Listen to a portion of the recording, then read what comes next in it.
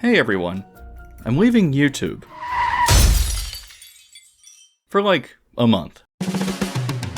Usually, channel update videos aren't really my thing, but I need some help from my community, and I just wanted to give you a heads up on what to expect. Earlier this year, I traveled to London for 2 weeks for personal reasons, and it seemed like a great opportunity to explore the city and its various attractions. I did produce a lengthier video on its different museums, historical sites, and even themed experiences that I visited, so I'll plug that video here if you haven't managed to check it out, because I feel that it's a lot more interesting than it might initially seem. However, I'll be returning to the UK and traveling there for almost the entire month of June, and along with more general tourism, I'll be visiting a number of attractions and parks throughout the country, including Blackpool Pleasure Beach, Thorpe Park, Alton Towers, and Chessington World of Adventures. However, since I'll be gone for the month, I don't have any original videos to release, and so I've been stockpiling a few mega edits of videos that I worked on for the last few years. First, I have an hour-and-a-half long video where I cover pretty much the entire history of Busch Gardens Tampa, which I originally had to split into 2 parts because it got to be so overwhelming. The full video I'm releasing is how I intended it to be seen though, and as a huge fan of this park, or at least its fascinating history, I'm proud to be the only person who has covered it so comprehensively. Following that, I have a somewhat shorter video where I cover the full history of SeaWorld Orlando, and while I released that one more recently last year, the new Super Edit was a great opportunity to fix factual mistakes, and is by far also the most comprehensive historical video on this park that anyone has ever attempted to do. Finally, you might recall the Theme Parks Were Better in the 90s series, which, as an idea, started off as one video, but I had to split it into 4 parts. It's finally here as a 3.5 hour long video, as I intended it to be viewed, also giving me the opportunity to fix a lot of mistakes made in the original series. If you're a longtime viewer, I'm assuming that you've probably seen these videos in the past, but I'm proud of the effort that I put into writing and editing them, so if you'd like to support the channel, I'm just going to hope that you're as excited to rewatch them as I was. The video releases should be for every Sunday, on June 1st, 8th, and the 15th. With the channel update out of the way though, I did go to my community tab on YouTube and asked what questions you have for me, and so I've chosen some to answer, because I thought that this update video would be a great way to interact with everyone who watches.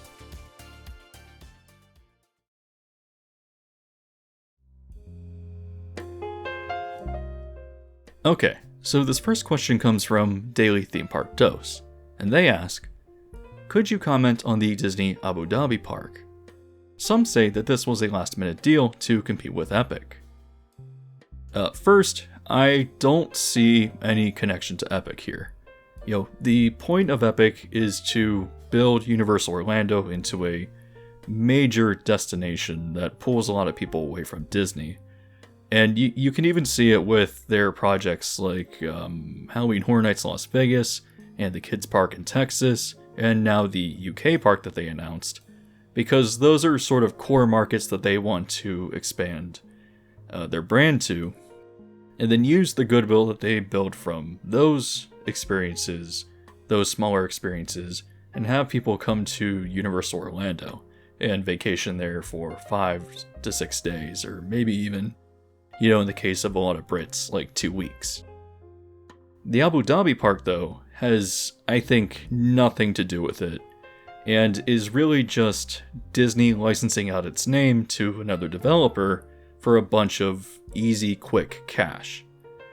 They did something, if you've been following recently, where they licensed their name out to, rich neighborhood developments, and I think that this is a lot of the same. In the case of Abu Dhabi, I think, Disney will of course have its hand in developing the park, but I think it's going to be unlike anything else that you've seen developed by the company. And because it's located in Abu Dhabi, it does, I think, make a lot of sense for the area. Currently, the UAE is trying to pivot towards tourism and away from oil money, and if you look at that area, they have Ferrari World, and then another park that I think is a Warner Brothers park without fact-checking it offhand. And then they have a SeaWorld park, which is really impressive. But from what I've seen, the parks are just not busy, which must be nice, but it's not really driving tourism. And I think that by getting licensing deal with Disney and having their Imagineers build a park but with UAE money, and I forgot what company is actually handling it, but I think that could be the thing to start drawing people to that area and establish it as a major tourist hub. So it'll be interesting to see, and I think there's a lot of issues with human rights and indentured servitude that are going to, follow that park. But if we're speaking about what it is creatively, I am interested, although I think it's going to feel absolutely nothing like an actual Disney park. It will probably be this sort of weird, almost partially indoor place that has the Disney licensing and branding, but is unlike anything you've ever seen. And I think that in itself is interesting. This next question comes from Theme Park Avenue, and they ask, what's your favorite thrilling roller coaster? It can be a highly themed one like Velocicoaster, but I'm curious. To me, this answer is really simple. It's Montu at Busch Gardens Tampa. I think it is the perfect roller coaster in terms of pacing, in terms of comfortability, in terms of intensity, and on top of that, it has really good theming for a park that doesn't spend a lot of money on theming. The way it dives in and out of Egyptian ruins is just, I think, really cool. And, it's a coaster, I think it was built in 1996, so at this point it is older and nobody talks about it. But if I can point to one perfect coaster that is like a 10 out of 10 in every single category, it's Montu. This next question comes from Amaze JC Productions, and they ask, opinion of zoos as a themed experience. You've touched on the origins of SeaWorld and how the Georgia Aquarium is a great example of great theming. Do you think zoos should be considered in the same category? And if so, what would you say is your favorite zoo? First, I don't think that a zoo necessarily needs to be themed to be good. For example, I went to the London Zoo back when I was in London in January, and that's an awesome zoo, even though it's not really themed. Like, it has some small theming elements here and there, but I think its charm is that it's this old complex from the 1800s, but the animal exhibits were just fantastic for what they were. That being said, I do love themed experiences, and growing up around Tampa, one of my favorites was the Florida Aquarium, which is literally themed to the ecosystems of Florida. I did produce a video about that and Zoo Tampa a few years ago, but I do really enjoy them as themed experiences. And I do like that that's the direction that they're moving in. Unfortunately, there doesn't seem to be a lot of crossover for my audience between, themed zoos and aquariums and theme parks, but I wish that interest was there. The next question comes from Bailey B. Woods, and they ask, favorite classic Disney parks treat? Normally, this isn't something that I really cover, although I think the churros at Disneyland are probably my favorite. But the question did make me think of the Dole Whip, which I wouldn't say is my favorite thing to get in the parks, but I do have this kind of weird desire to try every single flavor of the soft serve that they produce. And sometimes, part of the appeal of that is that some of these flavors can be really obscure or unique or are running for only a limited time. So there's something about almost like collecting experiences that makes it interesting. So, there's your normal pineapple, which I've obviously had. And then over at, I believe it's called Sunshine Tree Terrace in Adventureland, at least in the Magic Kingdom, I think they have an orange and a strawberry flavor. Back at Storybook Treats in Fantasyland, I think they have lemon and key lime, but I've also tried a bunch of other weird flavors that are kind of rare. So for example, I've had pistachio, mint, coconut, cotton candy, and this is a weird one, cream cheese, which was disgusting by the way. I've also had watermelon, mango, and banana. These are what I can think of off the top of my head, but unfortunately there was also a plum flavor that I missed. I think it was done during the Magic Kingdom Villains party when that was a thing, and apparently it was disgusting, and it was so bad that it got replaced with the cream cheese flavor, which I don't even know how bad plum has to be replaced with cream cheese, and they dyed it purple. So I'm really curious to see what that must have been like, because how do you make plum a worse option than cream cheese? The next question comes from Eagle Ryan, who asks, your videos are often a step up intellectually from other theme park content creators, and your analysis is almost always spot on. How did you start analyzing theme parks in this way, and how did you develop this deep knowledge of the industry? The way that this channel actually started was that I was originally conceptualizing a book. What I wanted to do for that book was to take not necessarily the history of Disney attractions, but the history of the culture behind them, and then end up writing a series of essays that was informative, but gave you additional context. So I had a lot of ideas, and they ended up becoming early video ideas for the channel. So for example, I had a essay that I wanted to write on It's a Small World, and how the color choices at the end of the ride relate back to thousands of years of philosophical history. The only thing that I actually ended up writing, though, was an essay on the culture behind the Haunted Mansion. Like, not necessarily its actual history, but the history of the ghost story and what that looked like culturally, and then how that manifested into what you see in the Haunted Mansion. That itself ended up becoming a video, I think, maybe 2 years or so after I started the channel, but that was always the original idea. And then the channel ended up expanding into a lot of other territory that I never really anticipated that it would.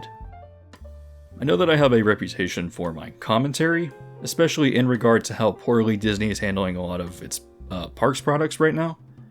But that wasn't ever really the goal, and was just something that, A, I wanted to express at one point, and it really took off. And B, when I saw that it took off, I thought that I had the opportunity to really change the narrative around what we should find acceptable for the products that we experience.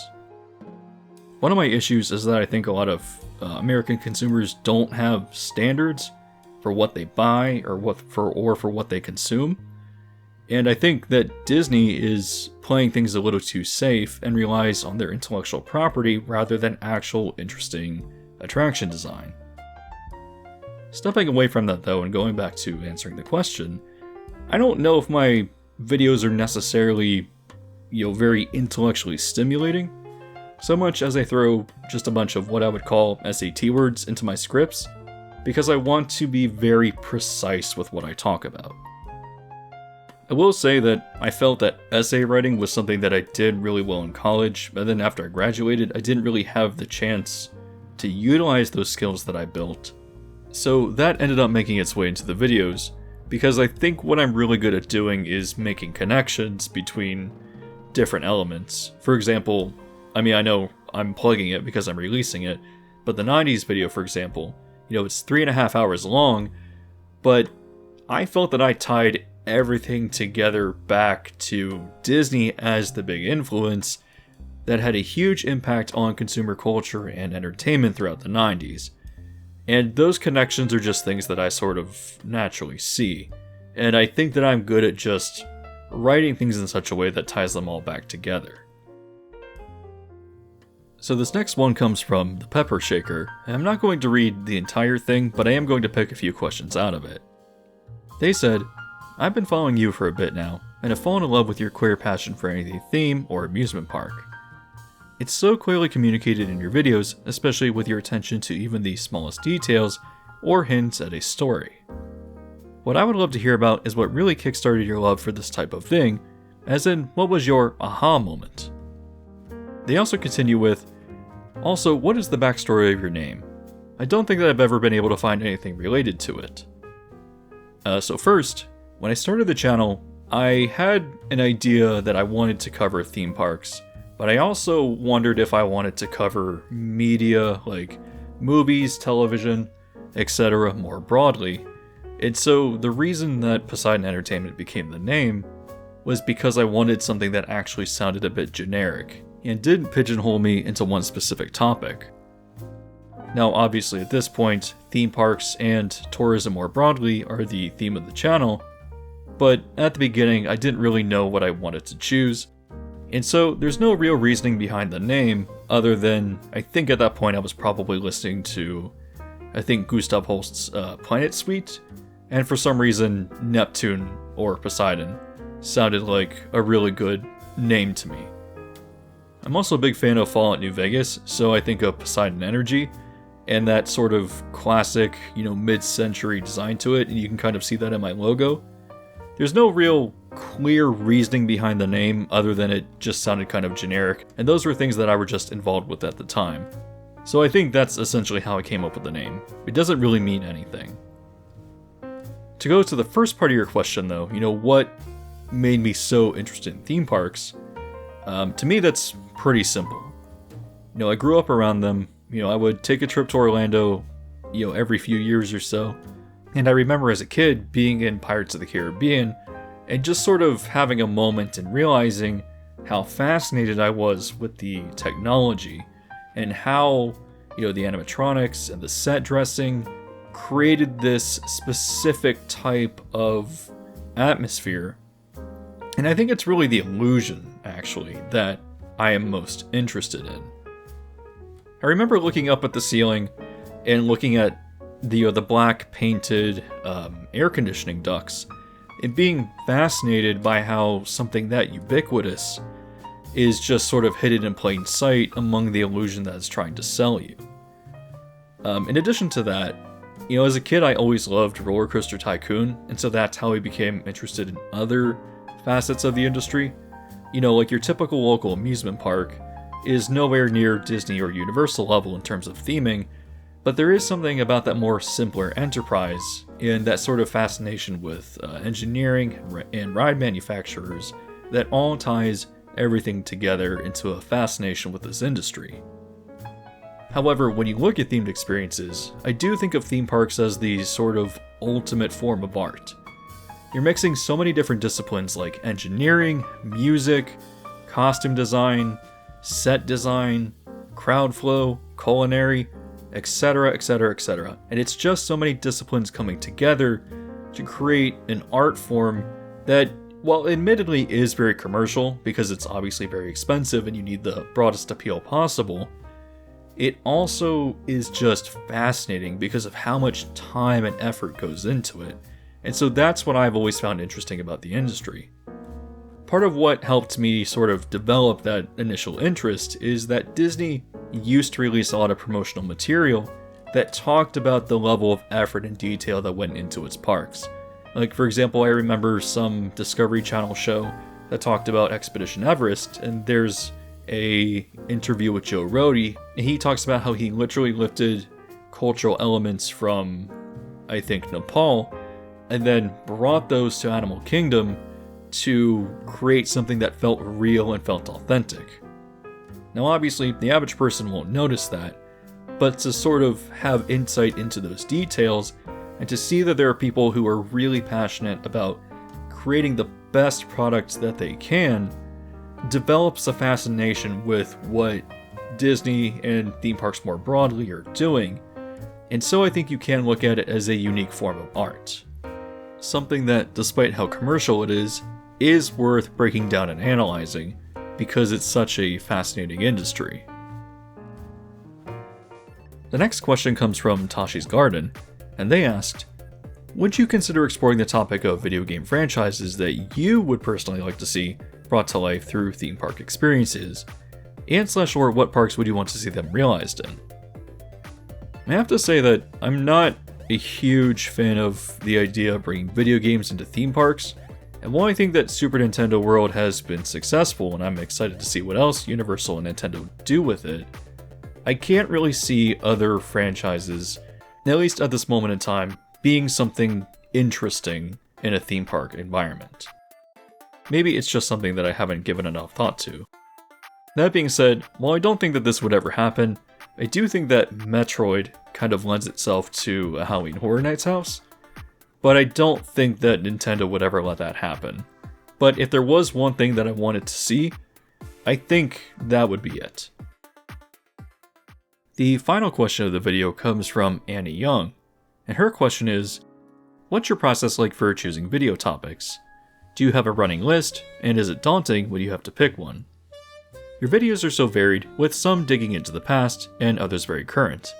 I'm curious how you choose what to focus on at any given time. Sometimes videos are just topical, such as when Disney and Universal or SeaWorld and Busch Gardens open something. Since I live in Orlando and since this is a place where a lot of discussion is happening, of course it makes sense to make videos when something new opens. That being said, I do have a pretty long list, and something that I always try to do is I try to have a lot of variety between the videos. I do have a very standardized style, so part of what I want my channel to be is that every video feels like an episode, and I don't want every episode to feel the same, and so I try to choose a topic to give it as much variety as possible. Maybe sometimes I have 2, maybe even 3 Disney videos in a row, but I always try to make the topics very different from one another. And at least because their business is so big and they have so many parks, at least there's a huge variety between the different lands and attractions, so there's always something different to talk about. Going back to the list though, sometimes it can be a little bit intimidating because I'll look at a topic that I wrote down and think to myself, well, that seems interesting, but it also seems like there's a lot of information to sift through. And knowing that it's a research-intensive video, especially when I want to do something with more variety in it and getting away from the normal parks that everyone else talks about, I know that I can be in for a lot of work. It is also sometimes the case that I think there might be a good video idea, but I don't think that I have enough content to really make it, and so I'll write it down and kind of see if I come across any ideas in the future that would help reinforce it and make it a better video. So for example, I am again plugging that 90s video, but a specific subject of the 90s was how popular dinosaur rides became in that decade. And I think that in itself could work as like an offshoot of the 90s video, but I haven't really come across enough rides to reinforce the thesis and create an entire video in itself.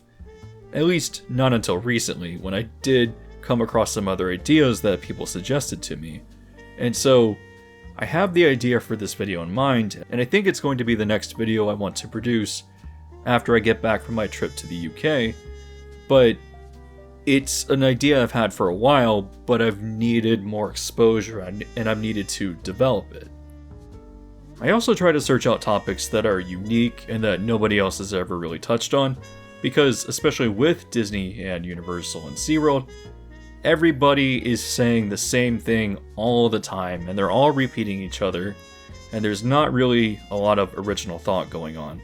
So that's why I always try to be as original as possible, or try to approach something from a different angle.